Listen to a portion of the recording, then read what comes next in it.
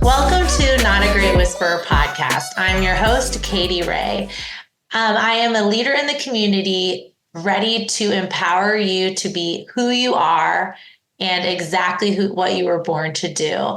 I love interviewing ordinary people living extraordinary lives. And today I have Carol Gravante with us today, who we met in the space of foster children, but we've connected just as women and just passionate about what we do. But I'm so excited to have you, Carol. Thank you for joining.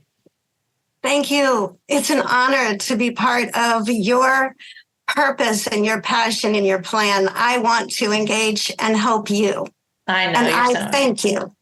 Thank you. So you love this question. We were chatting yesterday. Who is Carol? Oh, wow. Well, I was born in Missouri and I am a veteran, 8 years Air Force. I worked with 6,500 children in a span of about 35 years as a daycare owner, a preschool teacher, a classroom aide, and then working as a PE teacher for about 5,000 of those children in 8 years, moving from school to school to school to school and napping in the car at lunchtime because I was tired. Oh my goodness. I've had the best life. It's been interesting, though. I am a warrior of Lyme disease. So that plays a part in trusting the one who puts the path before me. Mm-hmm. And when did Lyme disease become a part of your, when did all of this, was it when you were born? Was it when did you find out it was Lyme disease? How did that go about your journey? Well, I was always the different one, the conundrum. I fainted at age 1 upon surprise. I had a seizure at age 5. Anxiety attacks started at 18. And that is interesting because they tried to, I'm 100% sanguine, probably 150% sanguine, which means I'm super social. And, it shut me down to be an air traffic controller. Who knew that stress would shut me down? But what I come to find out after bones started falling apart and the immune system falling apart in 2011, I finally got the nudge. Go and find out the root cause. And it was CDC positive, Lyme disease, Bartonella, Babesia, Brucella. There are 1,500 kinds of bugs, infections that come with any bug bite, not just the tick. It's also passed in utero. It's passed through blood transfusions. People don't know these things. There's passed through sex. It's passed through kissing. Bartonella has been found in the saliva.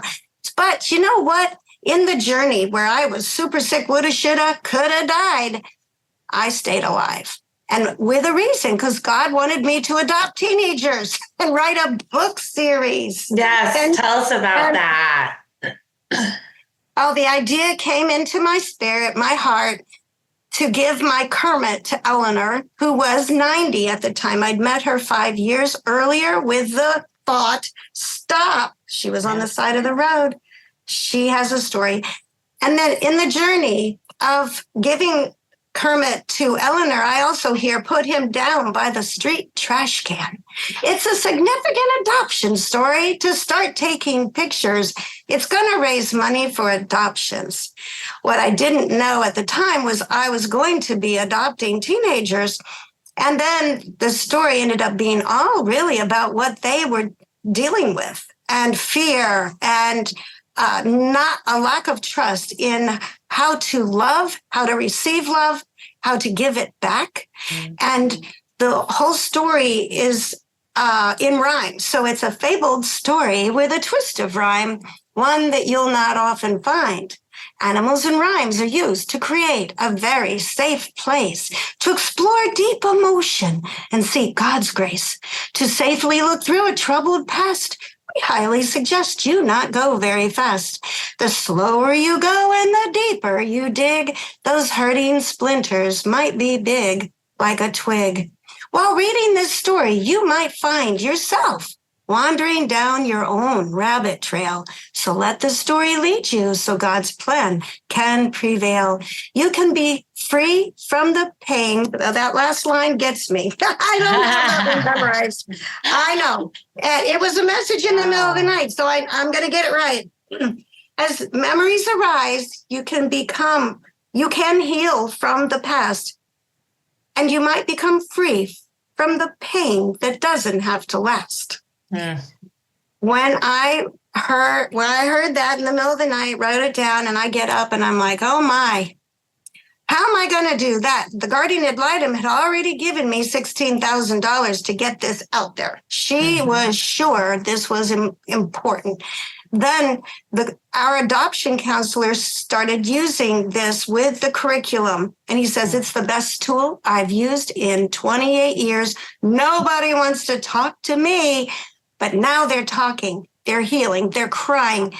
The families are bonding as they see the perspective within the characters of the story. I'm like, okay, let's keep going. Oh, I love that, Carol.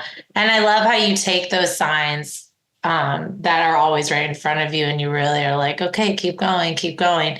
So how many kids have you adopted? Well, I home grew 3 boys that were awesome. And then we moved to Florida and hosted 25 foreign exchange students as God was preparing us for strange 16-year-old boys living in our home for extended amounts of time. You know, it's no big deal once the thought comes in to adopt. Oh, well, okay, we're ready. But the orphanage director said, no, we're not ready. So we mentored foster children through I Matter Too, which is an organization in Tampa, for about 4 years. And in that time, Joe helped Nick to win the Most Improved Student at Wharton. And then he taught a class on how to be a better mentor. And we met the foster mom with our 2 boys. And he mentored that one into that same category, the Most Improved Student at Wharton, and the Jan Hendricks Award, they call it.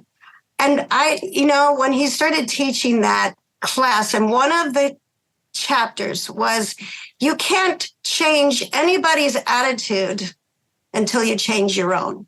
And I'm like, okay, we're ready. So we went to adoption class, learned a lot, and then I stopped the process.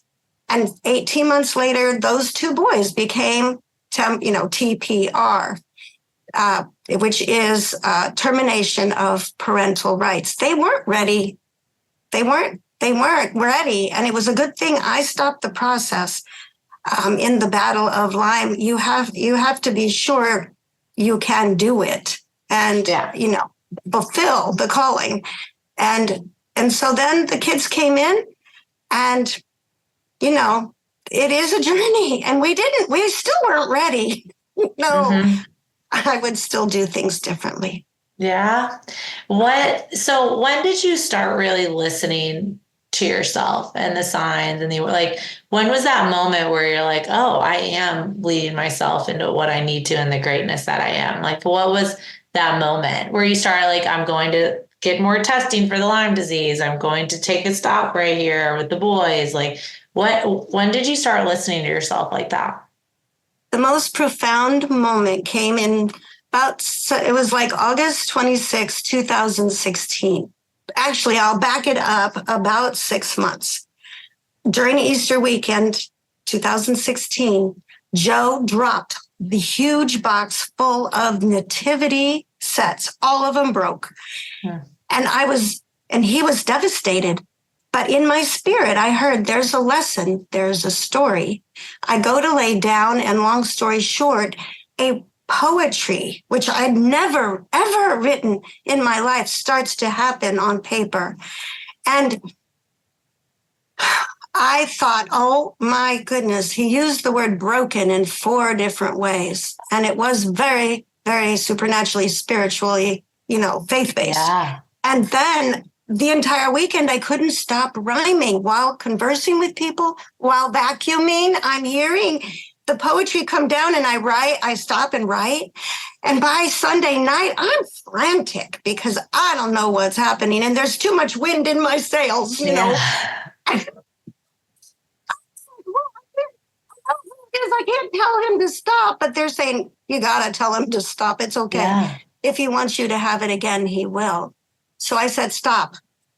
All the wind was gone.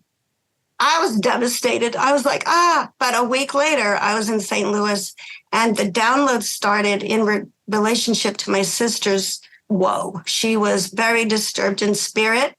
And I cried on her shoulder with her, which was weird. And then I heard the Lord as I laid down for my nap. That's where I hear him most of the time. Rest. Is when I'm resting. And or waking up in the middle of the night to hear. If it rhymes, I get up and I write. And sometimes I get up with a song. But there was that day 6 months later that I hear in my spirit, you have a phone full of cures. I was always doing research for Lyme and thinking that's my purpose is to help others, right? That's what I was told by the chaplain. But I hear, you have a phone full of cures, but you haven't looked at me yet. And I'm like, well, how do I do that? And the phone rings. It's Cameron, who just had transformed into an awesome child of the great High King. And he says, I don't know why I'm calling you. You have to fast and pray.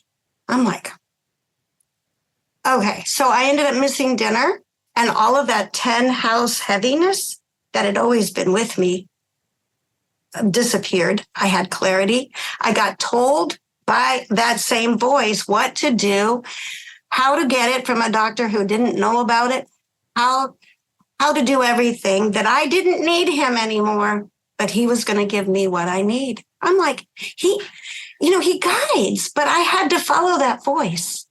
And so I did that and it came true. And you never know how depressed you are until you come out of it.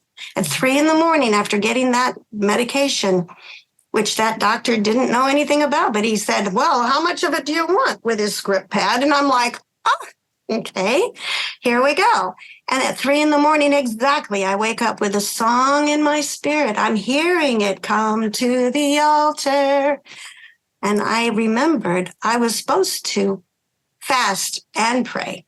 So I'm like, that's hard for me in the daytime. Distraction's my enemy. But I went upstairs and I just started writing. Every day at 3 a.m., I'm awakened by a song, typically the same song for about a week. And sometimes if it's a different song, it's a part of the song I go up and I talk to my father about. And then, it's just so amazing. By day 5, I wrote him a question. Yeah, that's scary because I wrote, what am I doing after worship? After I write my worship, right, and praise him, then I ask him to forgive me. Then I said, what am I doing, Lord, that's not pleasing to you? Please speak to me, for your daughter's listening. And in my spirit, I hear something that I didn't think. It's like a thought that doesn't belong to you. I am a jealous God. You shall have no other idols before me. I'm like, what? Oh my. And I remember years earlier when I was at an event like a revival, years earlier, like in 1996. And I remember praying and hearing God that day speak to me without a question. He says, I'm not your master. And I said, yeah, you are. He goes, no, coffee is your go-to. I'm like, what? You're going to take coffee from me? Did you quit coffee? I did. It took 6 months because I was drinking 12 cups of coffee at that time. It really was hurting me. It wasn't helping me. But my faith was like this, what I now know. I had 100 pounds on me than what I am now. And what I now know is that's called Cushing's syndrome, where I was going to die. And my body naturally was in fight and flight. Oh my gosh. For 10 years. And doctors ignored me. So I am alive for a reason. When I finally surrendered, and that's what you have to do. You have to be in a place of surrender and say, I give up. And then I'll hear in my spirit, that's what I was waiting for. And then he gives me answers. He gives me health answers. He gave me a nonprofit consultant. He is waiting for us to just sit and be quiet. Do you pray and meditate every day in the morning when you wake up? I present because God says, since you're super social, that's the way I made you, I'm going to make you go live on Facebook. And I'm like, what's that? I don't even know what that is. And he says, you're going to go on live. I'll tell you what to do at the moment. I'm like, really? So that first day, he says, show up in your curlers. And it was all about getting ready. And we ended up over time changing the name to taking the Gospels. So it's always faith-based. The medicine that we receive from the Word of God in first person. We speak it out. It's called Taking the Gospels broadcast. And I'm not at a regular time right now, but I try. I try. But I'm doing it daily. And we pick a theme, if it's fear or if it's anxiety that somebody's facing. And then I'll go to the scriptures, and it's easy. Google, search scriptures about fear. Yeah. And Google knows everything. And I go to Open Bible usually, and I change those scriptures into first person, speaking it out loud and helping others do the same thing that I do. So I just do it with them.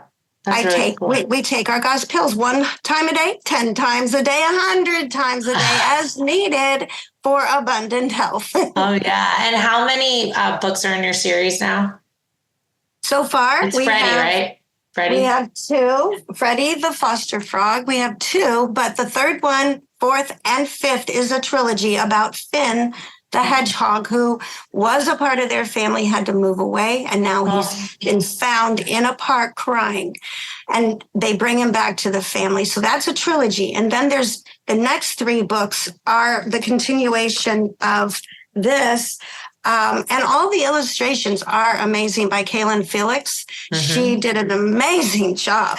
I mean, and this little one, if you can imagine, that cover was picked out by an 8-year-old that I was teaching. And I said, listen, to the class, I'm like, I need to know which cover. And I need your help. Yeah. I need to know which one. She goes, this one. I said, why? She says, because it is the one that shows love. Oh. And they're holding hands on the beach. And their feet are so cute. Yeah, I know, right? Oh my God. I love that. I love that you get the kids' input. Yes. I love it. So this little guy is going to be produced as plain. The kids color it on with markers, washable markers. Their clothing every day. They adopt him, and they treat him the way they've always wanted to be treated. And this happened at the sewing center. They held a sewing class to make Freddie, and a little girl and her mom came in. And they made Freddie. And then I found out she was adopted. And I'm like, oh, my goodness, this Freddie you just made is yours to keep forever, and adopt him. And a year later, the mom tells me, I see her. She's like, my daughter never put her doll down. She took it to school. She cared for it all the time. And it really helped. And I'm like, okay, because I'd had that thought in the middle of the night, do this. And everything seems to come in the middle of the night. There's L's Art Center for Peace, which is going to, like, art therapy with these children, right, Katy, is a big deal. It helps to relax them and open them up. And they can talk about things. And they need to talk. And we're going to do a belief thief, program. There is a angel tank program. All these programs are to help advocates. I had trouble finding the kids to do the classes. I did some over at a kid's place group home. Yeah. And it was phenomenal watching great. the transformation with those children. And so talk about your nonprofit a little bit, what it is and how people can get involved. Well, L for Kids, EL number 4, KIDS Corp. It's a 501c3, and we have been in business since 2019. We've held 2 concerts with Mark Schultz, who is the adoption ambassador for the nation. And it happened to be supernaturally ended up on Adoption Sunday both times. That was just to bring about a little bit of awareness and have a little fun. We've got a mascot. We have all these different programs that we're now, with the curriculums and the training to use it, we're going to offer it to the advocates. We want to serve the community, bring them together in community unity opportunities. We have the mandate that we've got to unify. We have to serve each other. That's really, really important. And so these tools and services are going to be given out with what they call an MOA, a memorandum of agreement, where, the caseworkers don't make much money, and we want to give it for free, but they're going to play a part in a pilot study. They're going to give us the evidence that what we have now. I already have the evidence. I already have evidence. I do, but I need you're doing more. It. Yeah. I need more. And so that's where they're going to agree. They're going to use this. The curriculum's fantastic for counselors, teachers, churches. And I have curriculum for every category, caseworkers, guardian ad litem. They already have the books. But they didn't, years ago, they got the books, but I didn't ever talk to them about it. It was weird. But I love that. What perfect. I can't wait to collaborate in those ways for advocacy. This is awesome, Carol. You're doing amazing things. And I love your journey. You really, your energy, your attitude, only thing we can control is our reactions to things. When things get a little hard, you figure out ways around it. But tell us where we can find you. Where is Carol? And go ahead. I have a link tree that I can send to you, and you can link it in. Yeah. Okay. I have a wonderful website. It's lforkids.org. My email, info@lforkids.org. I haven't used it yet, but I've got a YouTube and a TikTok for Freddie. Gotta use it for Freddie. Yeah, and there's Instagram. And I had USF interns working with me for a while, and they did amazing things. I had the social media was filling it up. But she's graduated now, so I'm looking for more. And the presentation on the main page, it's 11 minutes that kind of gives an overview of what we've done in the past with children. But our goal is to work with the advocates and help them with resources. They need new, fresh resources to reach the kids. And this fabled story with a twist or rhyme, the art programming, the belief thief, which is about Ducky, who really is in trouble because he got lied to. It's a dramatization of a duck who is he's a wood duck. They're beautiful. Yeah. But he was lied to, and he was told he was a wooden duck. And he believed it, so he no longer flew. But then in the dramatization, Freddie comes along and helps him to regain the proper belief in himself. And it's hysterical because the word usage, the idioms that came out of this thing, the word usage, the rhymes, it's hysterical.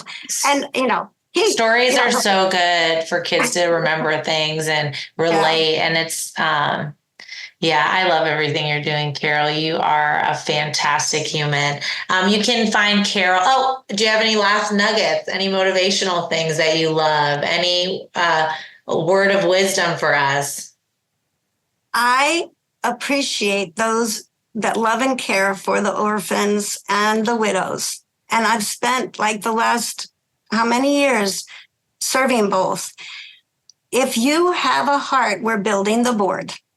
This is an extraordinary experience. We are needing to onboard the lawyers, the doctors, the bankers, people who have already worked a nonprofit that know what to do. We are onboarding. That is the big news. And we are well on our way. We're going to revamp the bylaws. We're going to really structure it perfectly to grow. And then we're going to reach out to the guardian ad litem first. We're going to have a comedy show as a fundraiser. I already have good idea. all the people. Yeah, right. You're looking for board members. Find Carol through Not a Great Whisperer podcast. You're trying to build a very strong board and foundation to get this message across. Perfect.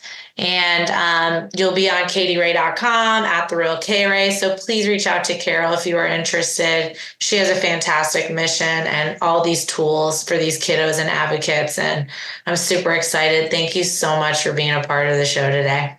Well, thank you for what you're doing, and I hope to join you at Joshua House. Oh yeah, we're taking on the world. You are so special.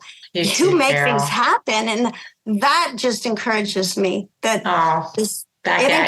encourage me. You really do. Thanks, Carol. You're amazing.